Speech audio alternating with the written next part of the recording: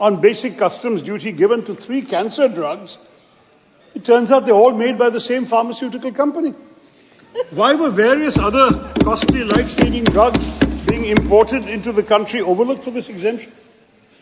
On that subject, Mr. Chair, I find it worrying that the government has completely disregarded the augmentation of existing healthcare infrastructure.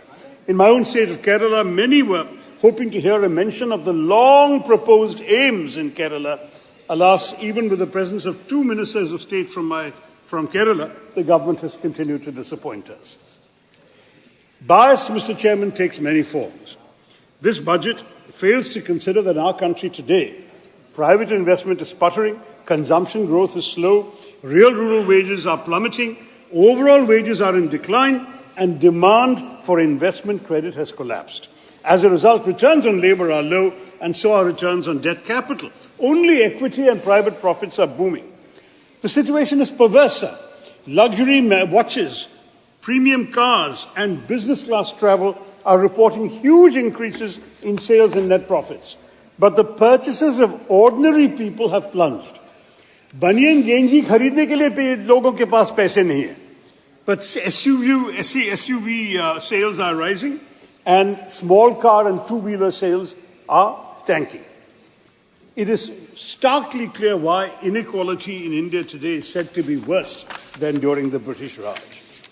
Even when all the flaws that beset a developing country, ill health, poor education, abysmal housing, poor sanitation, malnutrition, infant mortality, all linger in India, a multi-billionaire can preside over an obscenely extravagant wedding, reportedly spending 5,000 crores, while in the sprawling slums of the same city, most Indians struggle to survive on less than 200 rupees a day.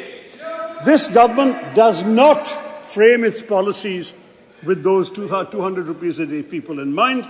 Instead, it gives tax breaks to favoured capitalists and corporates in the name of boosting private investment. But in fact, this government's corporate tax cuts have meant a revenue loss over the last 5 years of an astronomical 8.7 lakh crore rupees foregone by the government. Who has this benefited, Mr. Chairman? Can you tell us where the jobs are, Madam Finance Minister? Where is the capital investment?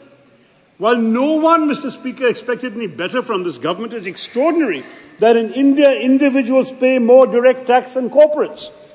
Budgeted figures of higher direct taxes from individuals and lower from corporates will surprise voters and should shame the government. Perhaps they are ashamed since they've stopped even releasing detailed GST revenue collection data, allegedly because their GST collections are so high that they dare not reveal the extent to which the Aam Aadmi is subsidizing this government through regular purchases that they pay GST on, while the government subsidizes a favoured few. But once again, concealing data is a specialty of this government. Remember the PM Cares Fund.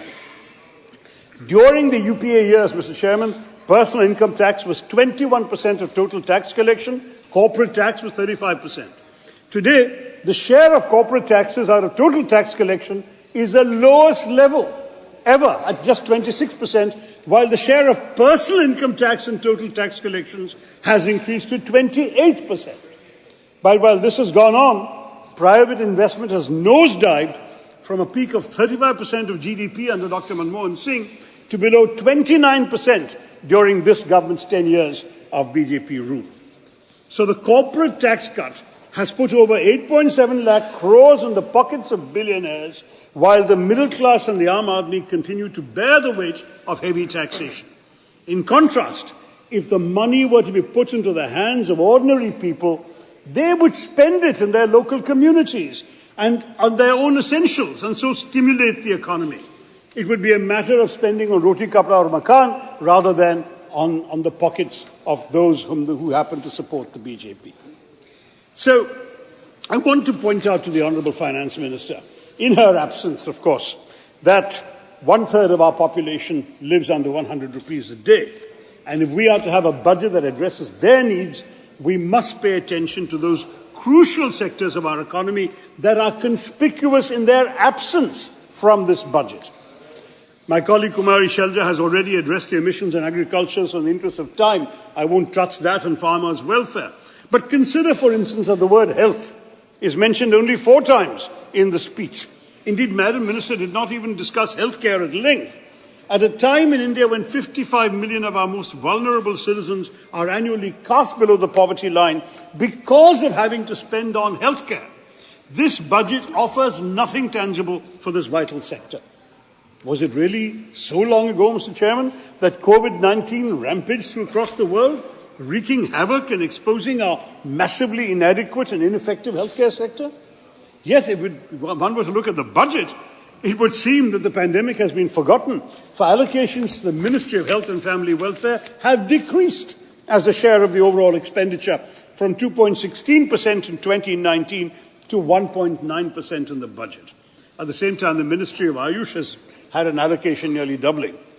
The fact is that India is just not spending enough on health. Brazil, Russia, China, South Africa, the other BRICS countries spend roughly 14 to 15 times more than us. Until recently, even Bhutan, Nepal, Maldives were outspending us. This year, the budget outlay for health has seen a minuscule rise, yet far from the aspiration of 5% of the GDP, the Modi government's health expenditure as a proportion of GDP remains stagnant, and we are even distant from spending the minimum 2.5% that was outlined by their government in the National Health Policy. We also must address the so-called missing middle. According to Niti Aayog, these are the people who have no health insurance cover and are too well off to be eligible for the Ayushman Bharat Yojana. When flagged in a 2021 Niti Aayog report, the government said they would take notice of this, and yet here we are in 2024 with no health solution at all for this middle class. This is highly irresponsible and reflective of our government's inability to afford something as basic as healthcare insurance cover to some of our neediest citizens. Offering health insurance to employees at negotiated rates, reducing GST on health insurance premiums, offering such tax benefits as increased exemption limits under Section 80D of the Income Tax Act, could all have been ideas for the Finance Minister to make health insurance far more affordable and accessible, especially for the middle section, the missing middle of our population, which is growing according to the government, but she has completely overlooked them. The truth is, Mr. Chairman, that even when it comes to a sector as indispensable as public health care, the mantra of the BJP, as with everything else, has been rebrand, not revamp. And so you've had India's health and wellness centres, which need more funds and more staff to provide cost-effective treatment to ordinary Indians, regardless of their faith, being renamed Ayushman Arogya Mandirs, casting a secular institution of a secular nation into an overtly religious mold. But perhaps a certain constituency in Uttar Pradesh should have taught the BJP never again to exploit a mandir for scoring political goals. Yet rebranding is what this government has done for the last 10 years. We've been calling it a name-changing government, not a game-changing government, as you know. But honestly, hearing the inflated claims of the ruling party after this week budget and all the TV shows I had to appear on yesterday, I am reminded of a garage mechanic saying to the owner of a car, हम आपके breaks तो ठीक नहीं कर सके, इसलिए horn की आवाज को बढ़ा दिया. That's what the Sarkar is doing. The brakes of the Indian economy have fallen off, but this government's horn keeps getting louder. Let's look at the targets announced for Make in India in its 10 years of existence and underachievement. This government thinks honestly that rhetoric is a substitute for action. But if I may move to another sector of the economy which the budget barely pays any attention to, that's education, immensely critical to employment generation. For all the BJP's talk of upskilling youth and equipping them with the tools they need to procure jobs in today's intensely competitive job market, there was no mention in the budget speech of primary or higher education. We have a staggering 3.5 million youngsters, 35 lakhs, dropped out of school in the last academic year for which there are records. And this is not just an indication of economic failure by the government, kids having to join the informal workforce to support their families, but it's the future of India stepping away from the path of knowledge, Mr. Chairman.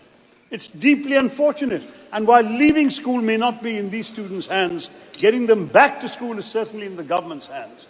So it's a shame that access to quality and compulsory education has been wholly overlooked in this budget.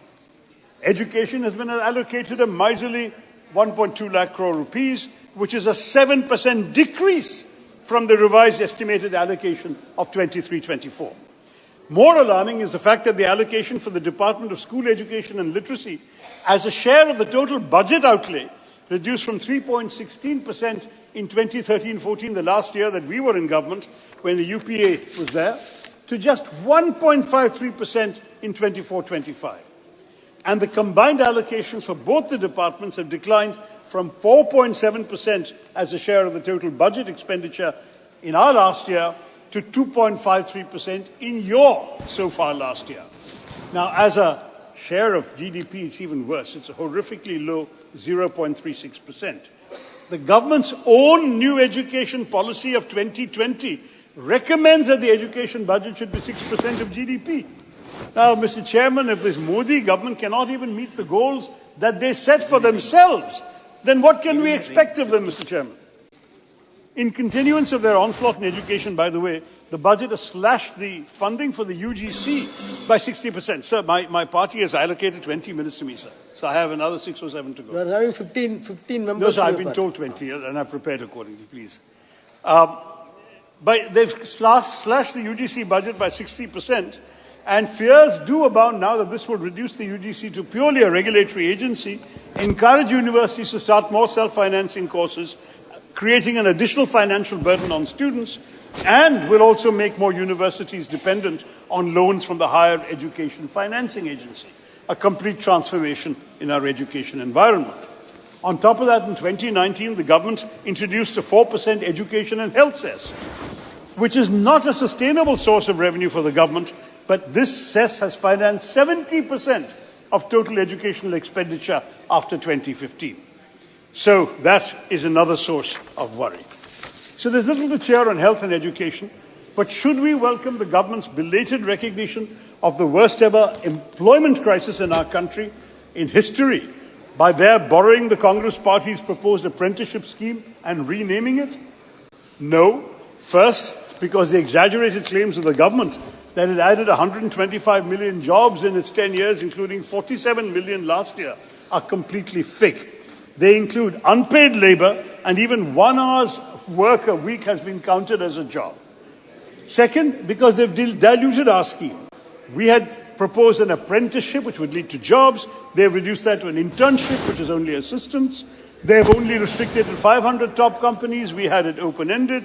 We offered 1 lakh per person. They're offering only 5,000 rupees a month. And on top of that, they're saying 10% from CSR funds. CSR funds are meant for social welfare benefits and not for the companies to spend on themselves.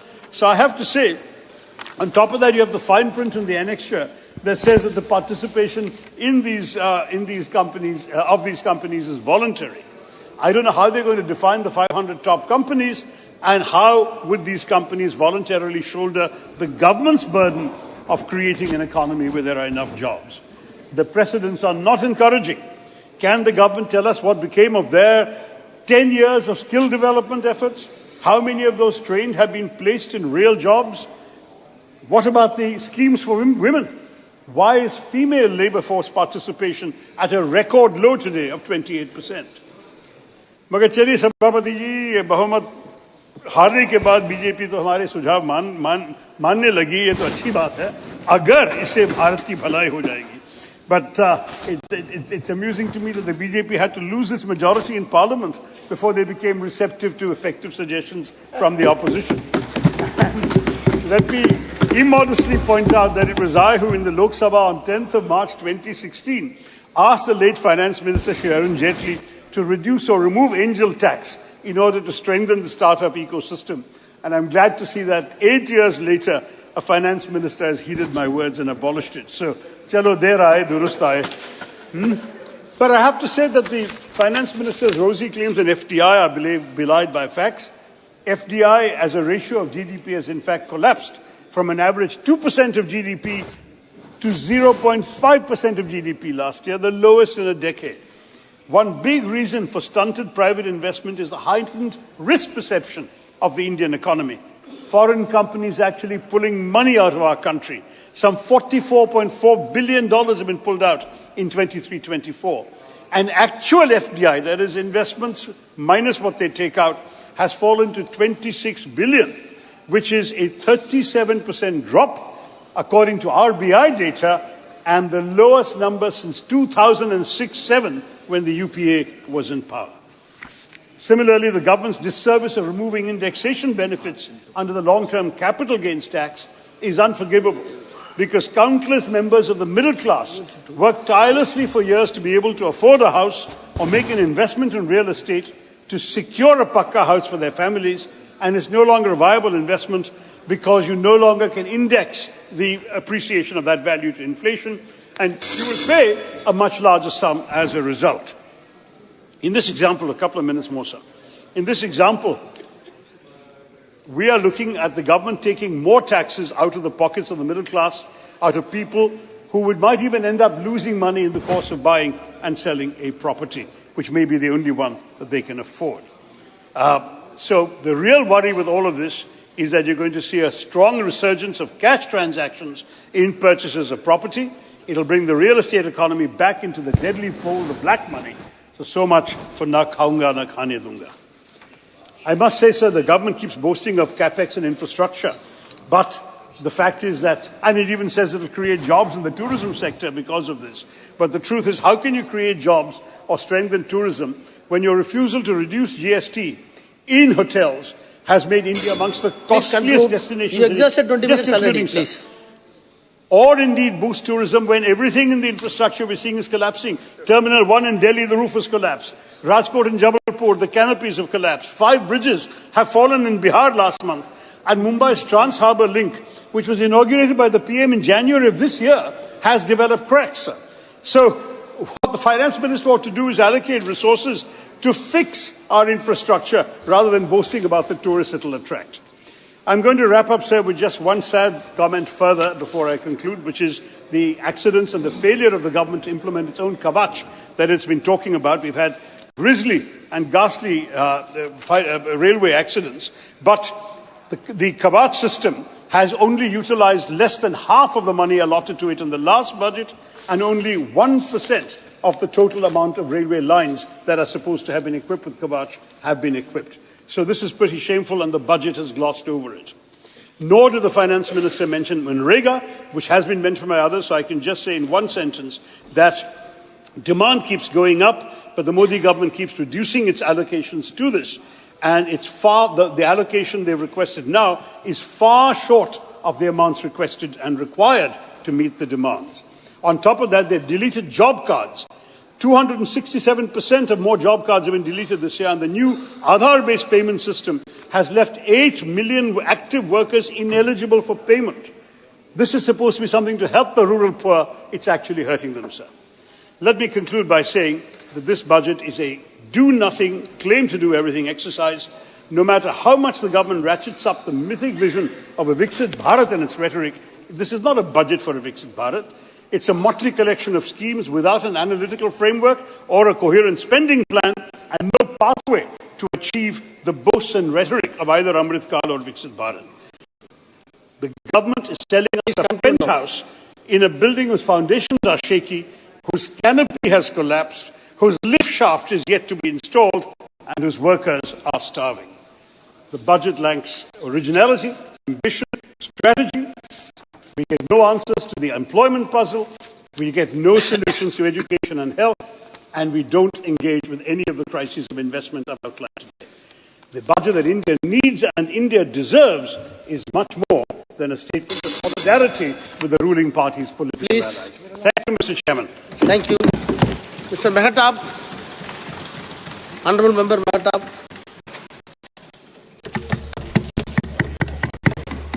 Thank you, Mr. Chairman.